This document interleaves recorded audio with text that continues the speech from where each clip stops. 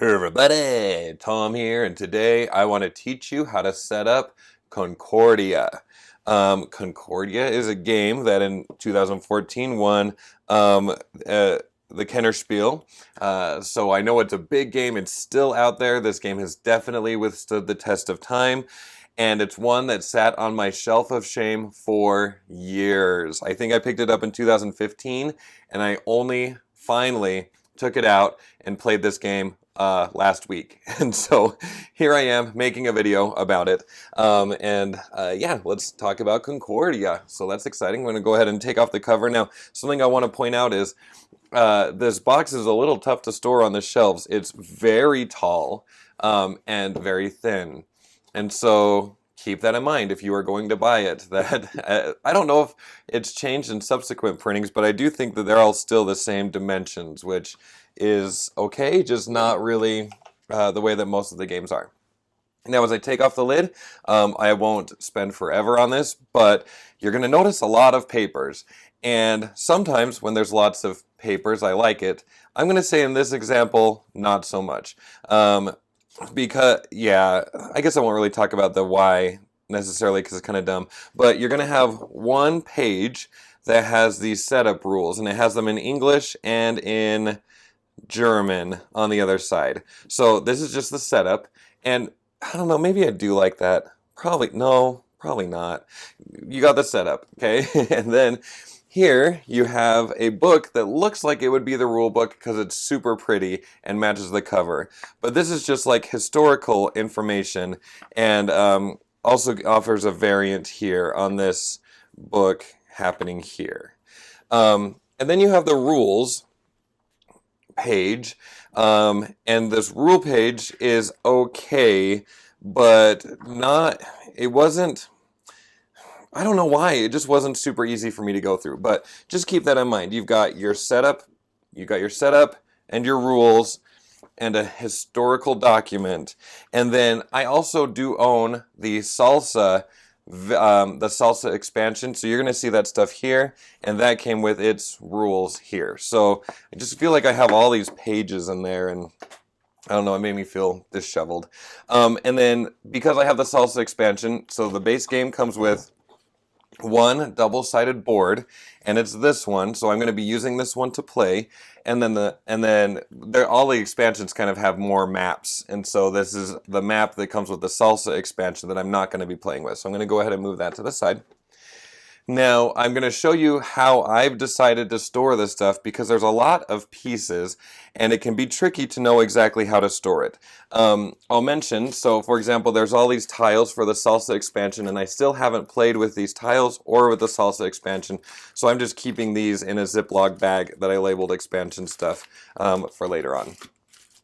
And then what we're going to have are a bunch of player boards. This game plays up to 5 players. And so there's a nice colored border around the outside. Knowing myself, I'm probably still going to use a colored paper just to really emphasize stuff. But for now, I'm just going to go ahead and set these up over here. I'm going to put blue player and red player because the map is so big it's going to take up all that space. The rest of these can go in. This is for the salsa expansion, which I'm not using. It goes with these tiles down here. So I'm just going to go ahead and put that back in here. Okay, blue pieces, red pieces, like that. Alright, so the way I've kind of set this up in the boxes, I have this Plano box that I got from Walmart. It's a 5-section one that I have just put some paper dividers in there to hold things. So in this one, I have salsa tokens, and I had to look this up. Salsa is not the salsa that you and I are aware of. It's not the Mexican chip dip salsa. It is salt in Italian? It's some word. Anyway, so these are like salt things that I'm not going to use. But we are going to need these tokens here. Let's talk more about those in a second. But we got these tokens for setup, and then we have money tokens that I've just kept in these ones. So again, these are just like paper dividers that I've just created to fit inside of that Plano box. It didn't take me too much time, but yeah, so that's what I've done there. And then in this Plano box, this is going to be like a resource collection management thing. So I have all the different resources in here, along with these tokens that we're going to be using during setup as well. So I just like to keep those together just because I didn't want to have 100 different things in different bags and stuff. So I've got those. And then, I don't know if you follow me on Twitter or not, obviously, because different people, but I've been on this kick recently where one day I designed a deck box for Root, and I kind of have just loved that template so much, so I've just been designing deck boxes for any game that it makes sense for. So I have this deck box that I just created myself, and if you open it up, before that I was just keeping the cards in a big bag. But essentially, inside of this deck box, what we've got, I even put dividers in here, is we have some starter decks, we've got some for sale decks, and we've got some aids and some other things. So first things first, let's go ahead and take out the starter decks. You're going to notice that the starter decks all come with the different player colors. So I'm just going to go ahead, I think there's 7 cards of each color. Yeah, so the blue player is going to need these. The red player is going to need these, and the rest of these starter decks are going to go back into the box. And then back here, let's take out these for sale cards. Oh my gosh, this is supposed to be easy. Here, I'll take them all out. Okay, so for the cards that are going to be for sale during the... Oh my gosh, I'm making a mess. Okay, it's embarrassing to do this on camera. All right, so all of these cards are going to have this neutral background, but they're going to have numbers, either 1, 2, 3, 4, or 5. Now, you're going to want to keep the groups of cards for the number of players. So we're doing a 2-player game, so I'm going to need the 1 deck, and I'm going to need the 2 deck. And then obviously if we were doing a 3-player, you'd want the 3s and the 4s and the 5s for 3, 4, and 5 players. There's a ladybug on my light. Cool. Okay, so those are the for sale cards. And then what we've got next is we have player aids and 2 cards that are going to be important for us. So I don't know how to say this word. This is like the Prefectus Magnus card. We're going to need this for gameplay, so I'm going to take that one out. This is going to be like an end of game scoring thing, the Concordia card. So we're going to take that out. Excuse me. And then there are 5 player aids. They're double-sided. So I'm going to take out 2 per player just so I can have them on camera and refer to them during the play session. And then everything else I can just go ahead and put back into the deck box.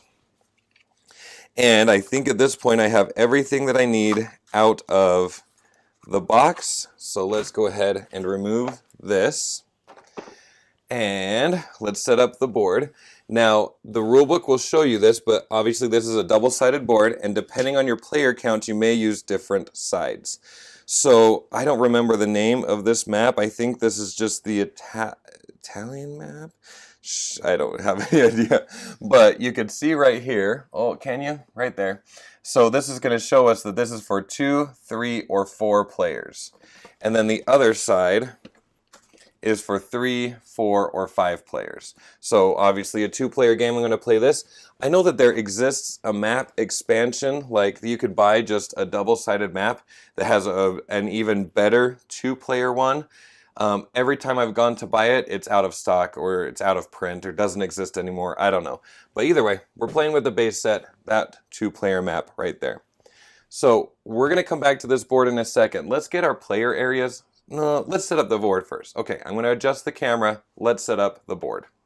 So to set up the board, it's a little bit involved, and that's a big part of why I've tried to make setup a little easier for myself with these things. So depending on the board you use, you're going to see letters on the board. So on the smaller board, you're going to see fewer letters. So here we have A's, we have B's, and C's, but no D's. On the bigger board, you're going to include the letter D. So the way that we're going to do this is, I'm halfway showing off here because I think I'm apparently fun with paper. I have this little tab to help pull these up. But basically, you're going to want to sort these tokens by letter, which I have already. And we're going to need the letters A, B, and C for this side of the board. And on one side, it's going to have the A's, and on the other side, it's going to have the different resources. So I'm just going to go ahead and mix these up a little bit. And we're going to lay these face up on all of the spots that have the letter A. So let's go here. We've got A, and it doesn't, once the letter's there, like, it doesn't matter that we're covering that up. We won't need to see the letter for gameplay in any way, shape, or form. This just gives some control over the randomness of the placement of the resources. And then we're going to do the same thing for B. So let's go ahead and take those out like that. And same thing, I'm just going to give them a quick shuffle. Sure, something amazing like that. All right, so then we got B, B, B. I'm sure you need me to say the letters as I put these down because, you know, otherwise you won't know. I don't know how the other maps are, but on this map, you use all of the tokens. Like, all of the letters are accounted for. So you just got to keep an eye out for those things. And then finally, C, because like I said, on the smaller board, we just don't use the letter D token things. So we've got these all mixed up, and they're going to go on the other spots. Roma, or Rome, doesn't get any of them. So there you go. All right, so we're going to get these mixed up here. And if I remember correctly, as I'm putting these out, these different colored sections, I think they're called providences on the map. So each colored country is going to be a providence. Now, I mention that now because up here are all the different providences, and it shows you how many cities are in each providence. And what we need to do is, here's my play aid. Each resource has a different value. So bricks are worth 3, wheat is worth 4, tools are worth 5, pottery is worth 6, and cloth is worth 7. So what we need to do is look at every single providence and figure out what's the highest valued resource there. And we're going to take one of these tokens. Some of these tokens have a 1 coin on this side, and the others have a 2 coins on that side. But we're just going to grab them at random without looking at how many coins, and we're going to place them here. So, sorry, that wasn't super clear. So these have the resource on one side, either 1 or 2 coins on the other side, and you look at each providence and find the most valuable resource. So, for example, here in Venetia, the most valuable resource is a cloth, so we're going to put a cloth right here covering providence number 1. The numbers are just there to help you as a reference. So down here in, I have no clue how to pronounce this, Transpodin, we have tools and pottery. Pottery is the most valuable one there. And you can see I've kind of laid out my resources in this box in order of value. Okay, so this third providence has wheat and brick, which means it gets a wheat. The fourth providence is right here, so that gets a wheat as well. And then down here, that gets a cloth. Down here gets tools, whatever, okay? Up here, that one's going to get a cloth. Here, that's going to get tools. And let's see, next up, this one gets pottery. And down here, that's going to get pottery as well. And down here, that's going to get tools. Okay, so you're just going to go ahead, and that's the only use for those tokens. The rest of them that are in here, we're not going to use them at all. So they're just going to stay there in the box. We're just going to actually use the wooden resources that come with the game. Okay. All right, next up, we've got to get our cards ready. So remember that those for sale cards with the neutral backs. What you want to do is divide them into their different numbers. So here's the 1s and here's the 2s. And you're going to start with the biggest number, get that shuffled, and that's going to go at the bottom of a draw pile. I'm going to go ahead and put that right there. And then go to the next number up, shuffle those, and lay them on top. And then once you have the deck of for sale cards, then what you'll do is you'll just take the top 7 and lay them out up here in the market. Okay, so there's our 7 cards. This is actually going to be one of the end game triggers, is when we totally run out of cards, when all of the cards have been purchased. All right, now this card really is not going to be at all helpful for gameplay until basically the end of the game. The person who triggers the end of the game is going to get 7 points. So we just want to keep this kind of near the board, but not really in the way like that. Okay, we have almost all the way set up the board except for adding the player tokens to the board. So let's go set up the players' areas. Okay, so the player areas individually don't take up that much space, so that's kind of why I'm putting them over here together. But remember, they're going to have their starting deck of cards. No need to shuffle these. These are going to start in hand like that. So I'm just going to put those there for now. We're going to have some player aids, and as per usual, I just really like to emphasize the player color. I know that the player color is visible on the border of these, and I know that it's visible in the player pieces, but I just, it's almost a tradition at this point, but I just really like to emphasize for sure, so there's no question as the camera's moving around a lot, what the player colors are. So I'm just going to continue to do that, because for me, I think it's a nice touch. Okay, so we're going to go ahead and put the papers under the player boards, just for emphasis, and don't worry, it's going to look prettier later on. I know it doesn't look super straight right now. Here's the red colors there. I'm going to say we're going to put the player aids on this side. Let's see, that's going to be our discard pile. Maybe we'll put them above. How about that? Yeah, let's put them right up there. Here's our player aids, like that. Okay, and then let's just open up these baggies and figure out what's going on there. Now there's this cool setup guide on the back of these. The back of this will tell you what we need to do to set up the game. So for example, we're going to start with 15 houses. The first player is going to start out with with 5 coins, and the second player is going to start out with 6, and so on. Okay, and then we're going to take some pieces and put them on this part of the board, and we're going to gather some resources and put them there. And then, so I'm just essentially saying there is a way to set this up, and it shows you on the back. So what this was showing us is any of the houses we're going to just put up here. There should be 15 of them. You should have 3 ships, okay, and 3 travelers. I don't remember their fancy name. So we got 3 boats. We should have 3 travelers, 1 point token, and then the rest of these are just houses up here. And we need to take a ship. Oh, and you can kind of see the outline there. 2 ships and 2 travelers start in these spaces here. And then these 3 things are going to go on the board in just a second. And then down here, same thing. We've got travelers. We've got some ships, and that traveler is going to go on the board. That ship goes there. And we've got our scoring marker. We've got a whole bunch of houses and 1 more ship to go on the board.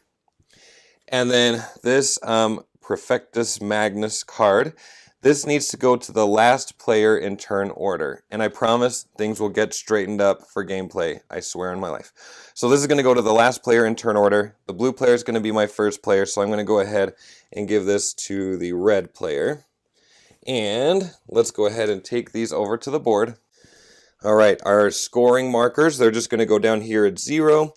And the rulebook recommends a scoring moment to happen halfway through the game to help you learn the game. Other than that, the scoring markers just stay here until the very end of the game. And then we're each going to take our 1 traveler and our 1 boat, and they all start in Rome. So everybody's starts in the city. And aside from starting somewhere, other than that, the players will always be on the lines. But that's going to be more of a gameplay video thing. And just a couple of other things that we needed to grab to finish up these. We needed the resources, so let me just grab those over here. And you start with 2 wheats. Now the position in this space, like it doesn't matter if I put these here or here. I'm just following kind of what the book shows. But it's basically 1 of every type of resource, but 2 wheats. So we're just going to go ahead and lay those out there. And then as I showed you before, the first player is going to start off with 5 coins. Sure, up there. And now the blue player is all the way ready to go. So for the red player, pretty similar. One of each type of resource. Doesn't matter where I put these on here. They just need to go in a spot. So one of each type of resource. And then they're going to start off with 6 coins. So let me grab those. And we're putting those over there. Perfect. Okay, now the red player's ready to go. And there you have it. We have set up Concordia. I know that this game is very precious to a lot of people. I'm gonna do my very best to do this game justice and to show you how it's played. If you are interested in seeing how the base game of Concordia is played, go ahead and click on the link in the description of this video. I'm gonna do my best to teach you in a really clear, close-up way so that if you've never played Concordia before, you can kind of see if it's a game that works for you. Anyway, hopefully having some of those storage solutions was helpful and or kind of fun to see this thing set up. What am I saying? I'm going to go play the game. Thank you guys for watching. I will see you in the gameplay video. Bye.